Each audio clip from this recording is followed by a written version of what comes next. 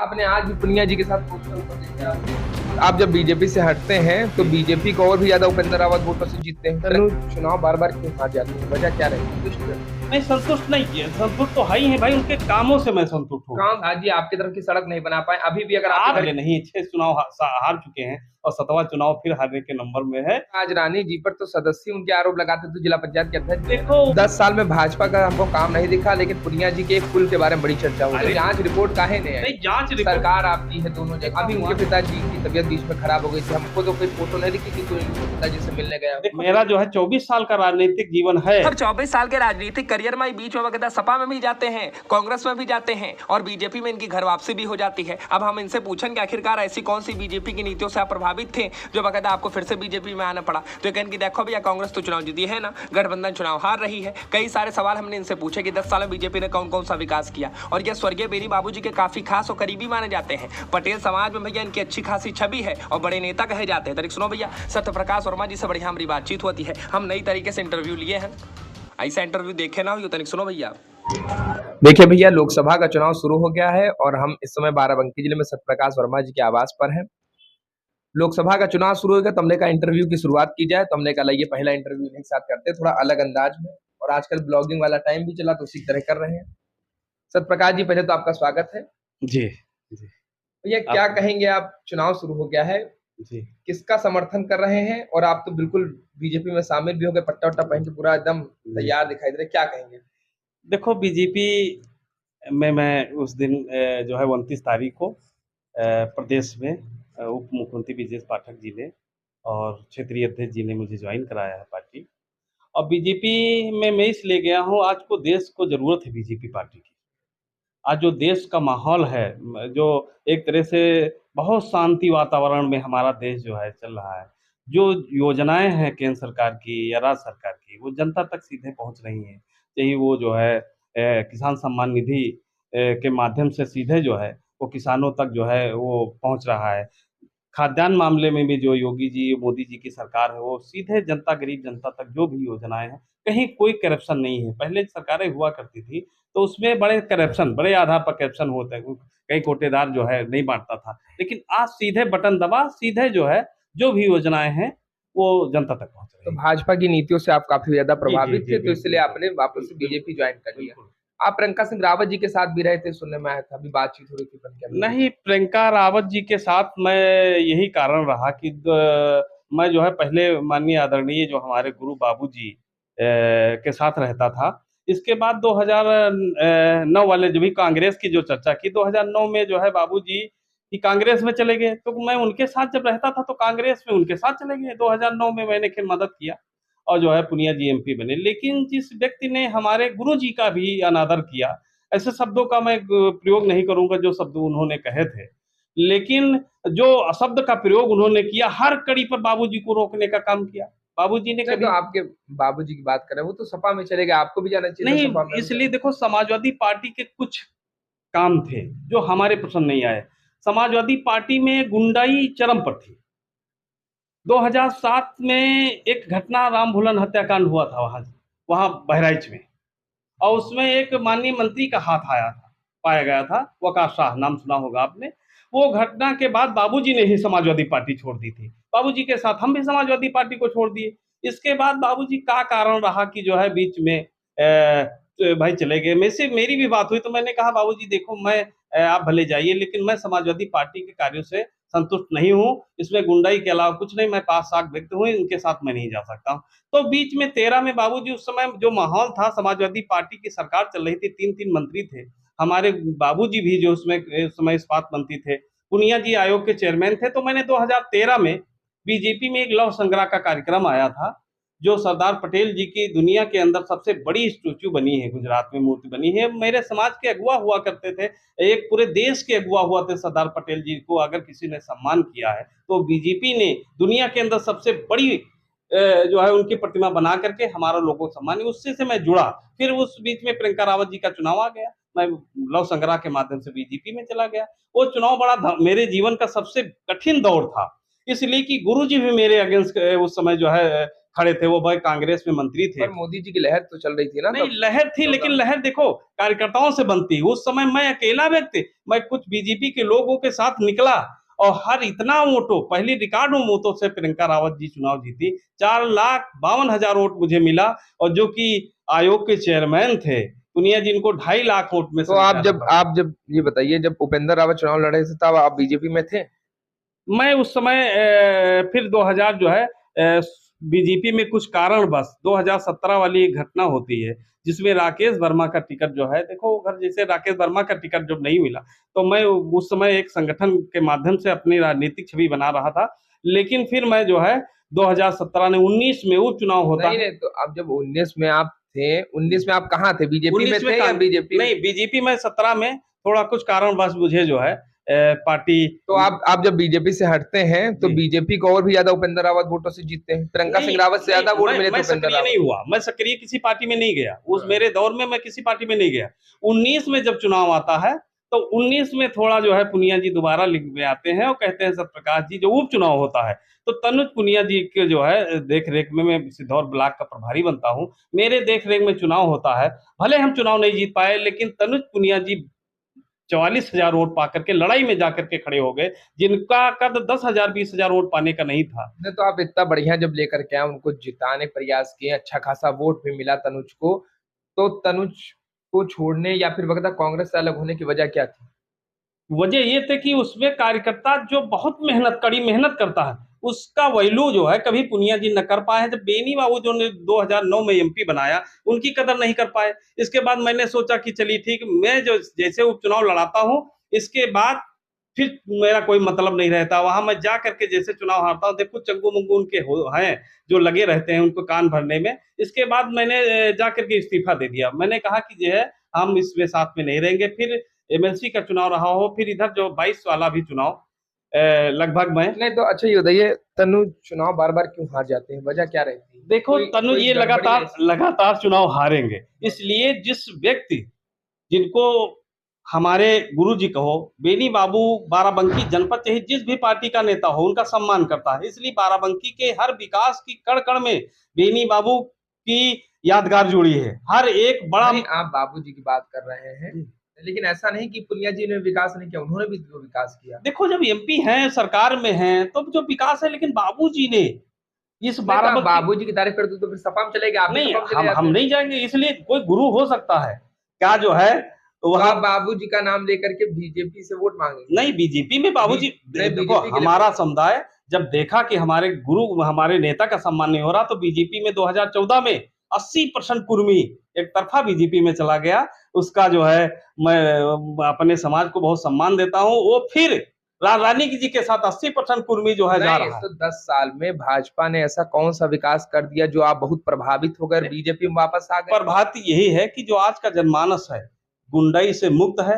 लोगों के पहले जमीनों पर कब्जा हो जाते थे, जो खुली गुंडाई समाजवादी पार्टी सरकार में चलती थी, योगी जी के आने के बाद अब जनमानस बड़ा अच्छा महसूस कर रहा है। तो फिर आप ये बताइए, जब योगी जी की आप तारीफ कर रहे हैं तो तब आप काहे नहीं चले गए थे भाजपा में, तब काहे शामिल नहीं हुए भाई थे जब भाजपा में? समय, तब जाकर हर के चीज का समय होता है, हर चीज का समय होता है। मेरा निशाना था बीजेपी के कार्य अच्छे लगते थे मुझे, लेकिन जब कोई जो है भाई सम्मानजनक, मैंने कहा था सम्मानजनक मेरी वापसी होगी। और यहाँ बाराबंकी कुछ कुछ नेताओं ने घर आकर के तो आपको कहा। डिप्टी सीएम जी शामिल करवाई, घर पर आपके एमएलसी साहब भी आए, हमने जी। देखा, फोटो भी देखा, जी ठीक है। जी जी। लेकिन बाराबंकी जिले के अगर स्वास्थ्य विभाग की व्यवस्थाओं की बात करें तो 10 साल में हमको तो नहीं लगता कोई व्यवस्थाएं सुधरी है। एक बिल्डिंग तक नहीं बनी, वो भी जो बिल्डिंग आपको खड़ी दिखाई दे रही है वो सपा सरकार बनी थी, एडिटोरियम भी सपा सरकार बना था। तो का आपको अच्छा लगे? हम वही, आप बाराबंकी के अच्छे खासे नेता हैं, कुर्मी नेता अपने आप को आप कहते हैं, तो कुर्मी नेता नहीं, कुर्मी नेता हूं मैं, और जिधर निकलूंगा उधर समाज जाएगा। पर आप तो रावत और तमाम बिरादरी को अपने साथ लेकर के बीजेपी में आ गए। देखो जिन लोग जो हमारे भाई थे, हमारे विचारों से प्रभावित थे, हमारी ईमानदारी की प्रजा, तो मेरे भाई जो मेरे भाई हैं तो मेरे साथ जाएंगे, उसमें क्या बात है। पर आपने आज भी पुनिया जी के साथ पोस्टर ऊपर देखे, आप देख सकते हैं, देखो देखो पुनिया जी की फोटो नहीं है, हाँ, उसमें भूपेश बघेल जी हमारे समाज के नेता थे और उन्होंने मुझे पार्टी में ज्वाइन किया था। और तो वो फोटो अपना एक लगी रह गई है, लेकिन ये है मेरे विचारों से आज मैं बीजेपी में आ चुका तो हूँ। आप विचारों से मतभेद है आपका?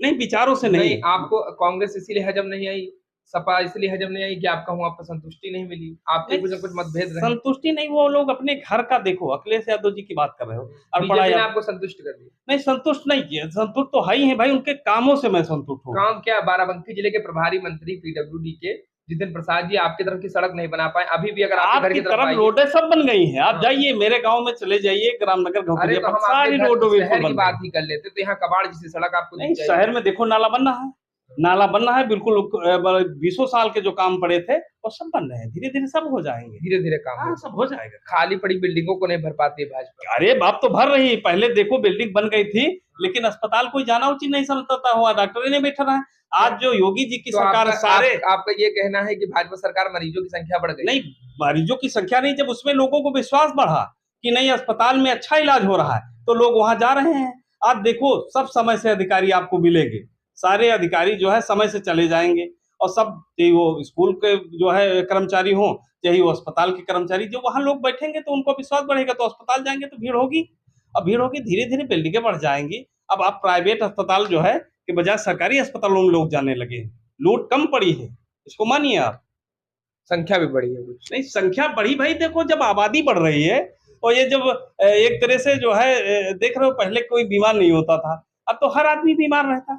तो मतलब भाजपा सरकार में लोग बीमार बीमार नहीं होने लगे हैं, हाँ। ये इसका गलती लोगों की है। नहीं देखो खान पीन उसको सुधारना चाहिए। हाँ, समझो, तो आप लोग तो राशन भी देते हैं ना, ये भी तो नहीं कहते नहीं, राशन हम लोग तो देते आपको हैं। राशन दे देकर के खाए खाए देखो अभी बीमार ज्यादा पड़े। अभी स्मार्ट कार्ड जारी किया है मोदी जी ने, 5 लाख तक इलाज फ्री। अखिलेश यादव जी कह रहे हैं हम डाटा भी देंगे आटा भी देंगे। अरे वो आटा देते रहेंगे, घर में खिलाए आटा, वो घर वालों को नहीं रोक पा रहे हैं। देखो जिन लोगों ने पार्टी बनाई है उन लोगों का हश्र क्या हुआ भाई, देखिए आजम चचा जी का हश्र देखिए, शिवपाल चचा का हश्र देखिए, प्रतीक जी का देखिए, तो जब घर में उनके नहीं है तो वो दूसरे को कहाँ आटा खिलाएंगे, वो खुद। नहीं तो आप बाबूजी का नाम लिए तो श्रेया चुनाव लड़ेंगी गोंडा से, क्या लगता है? देखो हम बीजेपी में हैं, हम बीजेपी की बात करेंगे, वो जो हमारे जो पूर्वज थे उनके हम सम्मान आज भी सदैव दिल में रहेगा।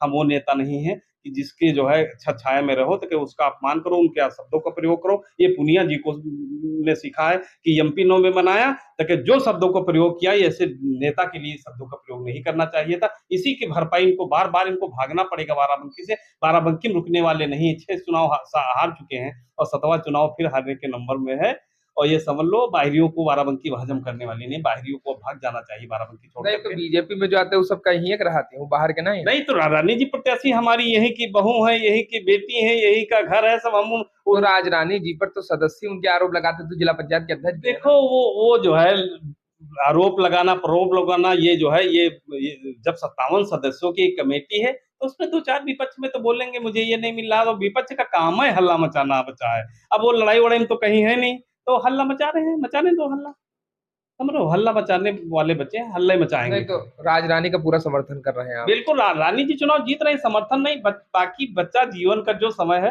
मैं सोच रहा हूँ बीजेपी में ही रहेगा। बीजेपी मतलब सोच रहे हैं, मतलब सोच नहीं, बीजेपी में रहेंगे, नहीं बीजेपी में रहेंगे, अब बीजेपी में रहेंगे। सम्मान मुझे बीजेपी ने जो दिया है, प्रदेश स्तर पर ज्वाइनिंग लिया, बड़े बड़े नेताओं ने कहा सत्यप्रकाश जी आपको सम्मान में कोई कमी नहीं होगी, हम बीजेपी में ही रहेंगे। इसलिए बीजेपी की जो आज देश को जरूरत है बीजेपी की। 10 साल में भाजपा का हमको काम नहीं दिखा, लेकिन पुनिया जी के एक पुल के बारे में बड़ी चर्चा हुई। अरे भाई जो 500 सालों में कांग्रेस ने नहीं कर पाया, किसी ने नहीं कर पाया, मंदिर एक ऐतिहासिक मुद्दा था। आज हमारे भगवान रामचंद्र जी कभी जो है देखो कहाँ जो है एक तिरपाल की तरह आज देखो महल में, तो ये है जो हमारी आस्था से जुड़ा था। आज सबसे बड़ा तो मेरा सम्मान है, तो राम जी के नाम पर 370 उन्होंने हटा दिया, जहां आए दिन जो है जम्मू कश्मीर में कितने हुए थे, 370 हटा करके जो एक कुछ ऐतिहासिक कदम मोदी जी ने। 370 बाराबंकी की हम बात कर रहे हैं, तो बाराबंकी की जनता को कहाँ मिलेगा? देखो देश के तो आप लोग बता ही नहीं पाते विकास क्या हुआ। अरे विकास बहुत हुआ। हाँ। ये आप चैनल वाले हैं। हाँ। जो है थोड़ी बहुत तो हम लोगों में कमियां निकालेंगे। कमियां कहा पूरी गोदी मीडिया आपके साथ है, हम नहीं गोदी मीडिया नहीं, मीडिया देखो विपक्ष यही तो हल्ला मचा रहा है। मीडिया देखो आज भी निष्पक्ष थी और निष्पक्ष रहेगी, लेकिन विपक्ष को दिखता है नहीं जीत पाते हैं बिल्ली तन तो खंभे नोचते हैं कि मीडिया भाई जब जो लगातार जीत रहा है तो उसको अगर कहीं हरा ले जाओ, इसके बाद कहो मीडिया ये लिख रहा है। जब जनता उनको वोट दे रही है और मीडिया जो सही लिख रही है तो उसको क्यों दोष फैला रहे हैं? वो कह रहे हैं कि अब जो है डिक्टेटरशिप आ जाएगी, इस तरह की तानाशाही वाली सरकार आ जाएगी, देखो चुनाव तानाशाही ये गुंडे लोग, संविधान खतरे में, इस ये तरह की भैया बातें कही जा रही ये है। हल्ला गुंडे लोग मचा रहे हैं। जो हजार हजार बीघा पर कब्जा हो जाता था, आए दिन रास्ते पर निकलना दुश्वार था, समझ रहे हो। आज देखो बढ़िया खुद माहौल में बहन बेटियां जो है निकल रही हैं, कोई किसी का दबाव नहीं है, किसी का कहीं जो है दहशत नहीं है। और देखो कितने जो गुंडा है उनको तो जाना चाहिए। हम तो कहते हैं ठीक, बहुत अच्छी सरकार चल रही है भाई। जो जो जिसके ऊपर 100-100 200 मामले हो, तो अगर वो उसको जो है कहीं तो ऐसा नहीं कि आपके आपके जो पार्टी में लोग हैं, क्या उन पर आरोप नहीं है? तरह तरह के आरोप, कई मुकदमे हैं। देखो जब तो आप लोग क्या वाशिंग जब पाउडर रखते हैं, जो आपके यहाँ आता है वो सही हो जाता है? आरोप जब सिद्ध हो जाएंगे तो मेरी सरकार सभी पर जो है एक्शन लेती है, ऐसी बात नहीं है। ये विपक्षियों वाले जो आरोप है ये निराधार है। तो ये बताइए, फिर उपेंद्र भैया का वो लिख के दे दिए कि हम अभी चुनाव नहीं लड़ेंगे जब तक जांच रिपोर्ट नहीं आएगी, तो जांच रिपोर्ट अब तक क्यों नहीं आई? देखो अच्छे नेता को यही करना चाहिए, जब किसी छोटा सा ब्लेम कोई फर्जी भी लगे तो हम जब तक पाक साफ नहीं हो जाते हैं तब तक जो है ठीक किया उन्होंने जो कह दिया कि हम चुनाव नहीं, नहीं तो लड़ेंगे। जांच रिपोर्ट काहे नहीं आई? नहीं, जांच रिपोर्ट सरकार आपकी है दोनों जगह, तो जांच रिपोर्ट तो आ जानी चाहिए। देखो जांच रिपोर्ट आ जाएगी इसलिए, लेकिन जनता के बीच में एक गलत मैसेज जो चला गया तो उन्होंने कह दिया, जनता किसको किसको समझा नहीं, पाते। तो उसमें तो कहा जाता है कि एआई है, तरह तरह की बात बताए जा रहे थे, फोटो लगा, फोटोशॉप, इस तरह की बातें कही जा रही, तो डीप फेक ऐसा है। तो फिर काहे ने उनका टिकट, मतलब कहा था पार्टी कहती कि अरे तुम लड़ो, काहे ये मना कर रहे हो? जांच है और जांच कमेटियां हैं, इन पर जो है हम लोग जो है इस पर कोई शब्द नहीं बोलना नहीं, चाहते। उनको पूरा दरकिनार कर दिया गया कि अब वो भी दरकिनार नहीं कहीं, देखो मैंने कार्यक्रमों में देखा अभी उनके पिताजी की तबीयत बीच में खराब हो गई थी, हमको तो कोई फोटो नहीं दिखी कि कोई उनके पिताजी से मिलने गया हो। देखो चुनाव चल रहा है इस समय, तमाम सारे लोग गए हैं। अभी उस तो दिन इतना हमारे तो हमारे प्रत्याशी रहे डॉक्टर विवेक वर्मा जी भी उनके पिताजी से मिलने गए। हमने भी हालचाल घर में लेने गए थे एक दिन, तो ये बात नहीं उनसे हालचाल, लेकिन ये है। अच्छा, सुनने में आता है कि बीजेपी में कुछ बड़े नेताओं को दरकिनार कर दिया गया, ऐसा कुछ है? देखो किसी को दरकिनार नहीं किया गया। बीजेपी जो काम करता है बीजेपी उसी को लाइक करती है, जो मेहनत करता है। भाई हम जैसे कार्यकर्ता को इतने बड़े ऊंचे पावदान पर ज्वाइनिंग दिलाई जाती है, तो कहीं ना कहीं बीजेपी को पता है कि थोड़ा मजबूत हम हैं। हम समाज में आज भी बता रहे हैं, जो हमारा समाज है बहुत खुश है। मैं हजारों फोन कर चुका हूँ, कहा भैया आपको जो फैसला लेना था बहुत अच्छा फैसला लिया, हम आपके साथ हैं। नहीं, तो आपके साथ मतलब काफी कुर्मी समाज जाएगा। अरे कुर्मी समाज 2014 में जब सत्ता से लड़ रहा था तो मेरे साथ खड़ा था। आज तो हम थोड़ा बहुत सरकार में हैं, अब तो आने में कोई सारे लोग आ रहे हैं कहीं मेरे ऐसा साथ। नहीं कि आपको रामनगर का टिकट का लोभ दिया गया हो कि नहीं, भैया रामनगर से टिकट देंगे? देखो वो पार्टी का मामला है। पार्टी, मैं कोई चुनाव लड़ने के लिए नहीं गया हूँ। जो पार्टी मुझे जो भी जिम्मेदारी देगी मैं उसको ईमानदारी पूर्वक, मेरा जो है 24 साल का राजनीतिक जीवन है, 24 साल में एक भी विलेम आज तक मेरे पास नहीं। बड़े बड़े पदों पर मैं रहा, बेनी बाबू के बहुत करीब रहा, लेकिन एक विलेम नहीं। मैं पाक साहब राजनीति करता हूँ और इसी कारण से जनता का, समाज का मेरे ऊपर विश्वास है और उस पर मैं अपने समाज के लिए लड़ता रहूंगा, जीवन भर लड़ता रहूंगा और कोई भी किसी को कहीं कमी नहीं आने दूंगा। तो ये हमारे साथ सत्यप्रकाश वर्मा जी थे भैया, बहुत अच्छी बातचीत इन्होंने की। 10 साल में काम क्या हो भाजपा सरकार में ये नहीं गिना पाया, लेकिन इनका ये कहना है कि देखो भैया काम हो रहा है, धीरे धीरे हो रहा है। अब यू लोकसभा चुनाव का भैया हमारा यू पहला इंटरव्यू है, तो इंटरव्यू तुमका कैसा लगा कमेंट करो, चैनल का सब्सक्राइब कर लो। शम्मा से हाजू खबर यही तुमका मिली है तो वीडियो का शेयर कर डालो। बाकी आपकी कार्यक्रम कीजिएगा भाई साहब।